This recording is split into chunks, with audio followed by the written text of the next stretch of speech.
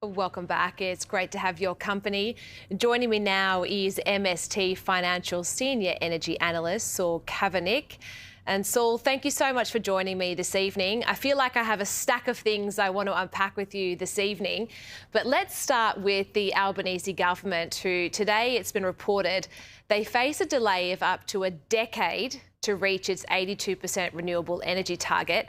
I mean, surely this must send alarm bells that not enough renewable energy production will be built before big coal plants exit the power grid.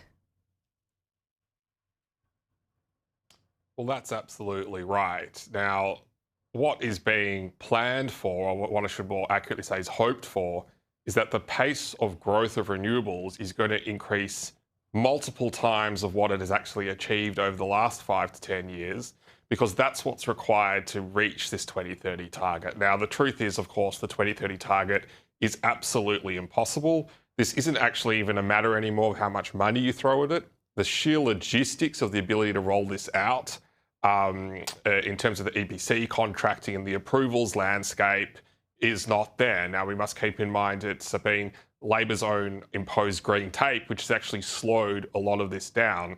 Because a lot of what this comes back to is most of Labor's energy policy has actually been designed for headlines rather than results. And their own approvals landscape is stopping their ability to meet their own renewable energy targets, let alone their emissions reductions targets.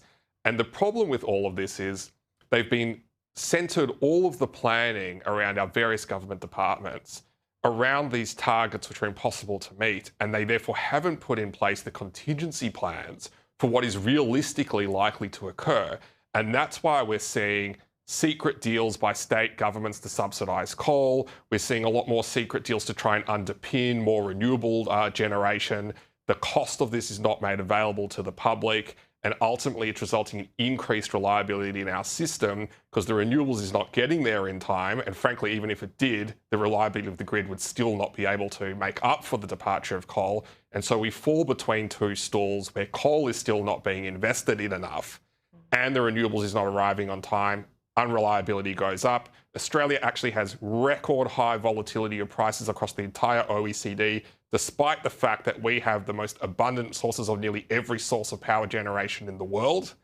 Something has gone wrong here. It's about the policy settings. It's not about the resources that we have available to us. I mean, that 2030 target always seemed incredibly ambitious and always seemed like something that was not going to be achieved. Every day it seems like there's a new headline of a solar farm issue or a wind farm issue or something that is not going right. Can you tell us if there's any element of this energy transition that's actually on track? Well, nothing's on track with the government's targets. That's because the government's targets were always impossible to begin with. The truth is Australia's actually still seen broken some records and had a lot of success in a lot of areas, including the deployment of rooftop solar. But actually the most successful part of the decarbonisation trajectory actually comes from our land-based sector where we've seen regeneration. And that actually was implemented by the coalition over a decade ago in order to deliver more money through to the farm gate and see more regenerative practices across farms. So the truth is the emissions reductions that Australia has achieved over the last 15 years have all actually been coming from the land-based sector under a coalition-based policy. And all the policies that Labor has put in since they came to power as the most progressive climate policy-minded government we've ever seen have actually yet to actually bring down emissions and have caused a lot of increased costs across our energy grid and to a lot of our industrial users in the process. So nobody's actually winning here. We're not getting a reduction in emissions. Prices and costs are going up. Unreliability is going up and taxpayers are paying more. Well, US energy giant ConocoPhillips has unexpectedly discovered gas while drilling off Victoria's southwest coast. How big of a find is this when we consider that the eastern seaboard is edging towards a supply shortfall? So gas discoveries in the southeastern states are critically important, not just for our manufacturing, but for bringing down energy costs and frankly to avoid blackouts. And if you look at the recent government appointed NEM review, you can actually see in that the most critical path to any trajectory for our energy market is gas capacity. And that's what's falling away in the southeast after decades of hostility by state governments across both political parties. Now, Conoco's drilled for 2 targets here. They had a discovery, I think, last month. And then there's the recent hit that they had today. That actually happened a bit shallower than they thought. So it's still premature to know exactly what this new discovery might be and if it's commercial. But these volumes, which are at least a few hundred BCF in size based on the first well, are really, really important, because as our grid becomes more unreliable, what we need to fill the gap is gas, and particularly gas capacity and the ability to bring gas on very quickly into a gas generator. For example, when you have a low wind period or a low solar period or a coal turbine suddenly trips. And so we need to bring this online as fast as we can. The concern here is going to be, what is the approvals pathway going to look like for Conoco to actually bring this gas to market? And is the federal and particularly the state government going to stymie this for years and years again through regulatory opposition, so the gas which we needed yesterday might only arrive in the 2030s?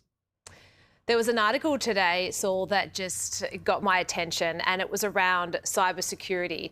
And experts, they've sounded the alarm about offshore wind farms. They're saying that because these are remotely monitored and are dependent on complex software systems, that these installations represent cyber vulnerable infrastructure, that if disrupted, it could simultaneously affect ports and power grids and maritime operations. And I was reading this and I thought, when cybersecurity experts are warning against wind farms and other nations around the world are also moving away from them, why is our government still persevering with it? Well, look, it's important to keep in mind that our energy grid as a whole is susceptible to cyber attack, and it's a particularly acute risk because it's vulnerable and very easy to shut down large parts of the economy quickly via cyber attacks that way. And of course, offshore wind is particularly susceptible given its nature in this regard. Why the government still perseveres with it, again, comes back to this very climate-driven ideology which is behind a lot of their policies. Thankfully, I don't think we actually have to worry about this one, because the economics of offshore wind are so absolutely disastrous that no one's going to invest in it, even with the significant amounts of money that the federal and state governments are willing to throw at it. So just some economic rational sense by industry players is going to avoid us being so reliant on offshore wind. Thankfully, that's despite government policy rather than because of it.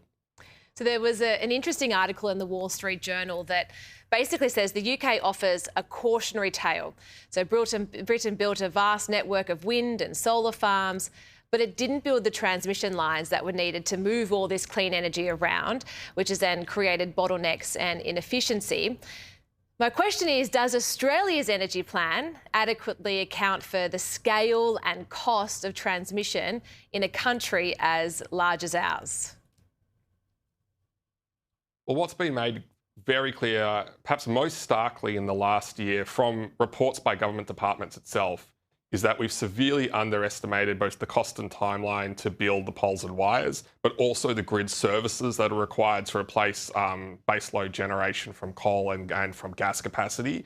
And that's actually been the biggest hurdle to new investment in generation. It's not actually been for example, building a new solar farm or wind farm or gas turbine. It's actually been the ability to connect it into the grid in a reliable way. Now, I appreciate we've got this situation in the UK, but the truth is Australia's actually been the canary in the coal mine for much of the rest of the world. We are one of the most advanced in terms of penetration of renewables globally. And as that has increased over time, we've seen unreliability and volatility increase. And a lot of other countries around the world actually come to Australia to look at what to do, and unfortunately to also take a lot of lessons of what not to do, because we've gone about this the wrong way, where we've focused on shutting things down, particularly coal, before we've actually managed to bring online the things that are going to replace it. And that's left us in the mess that we find ourselves in today. Yeah, it certainly is a mess, isn't it, Saul? Thank you so much for your time this evening.